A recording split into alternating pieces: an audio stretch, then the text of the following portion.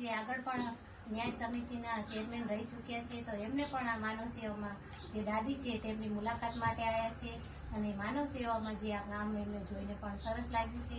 તો એમની સાથે આપણે વાત કરશું અને એમને પણ કહેશું કે આ કાર્ય તમને કેવું લાગ્યું.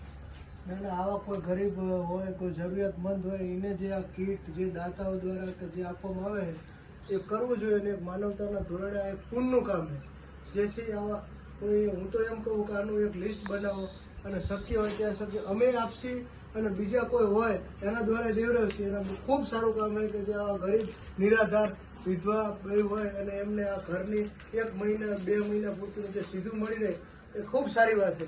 અને આ તકે તમને અને ખોડાભાઈને બંનેને ખૂબ ખૂબ હું અભિનંદન પાઠવું કે આવું જે પુણ્યનું કામ છે એ તમે સદાય કરતા રહો. અને અમારી જ્યાં જરૂર પડે ત્યાં અમને ચોક્કસ તમે અમારું ધ્યાન દો, જ્યાં કહેવું પડે ત્યાં કહેશી અને જ્યાં મદદ કરવી પડે ત્યાં અમને તમને મદદ પણ કરશું.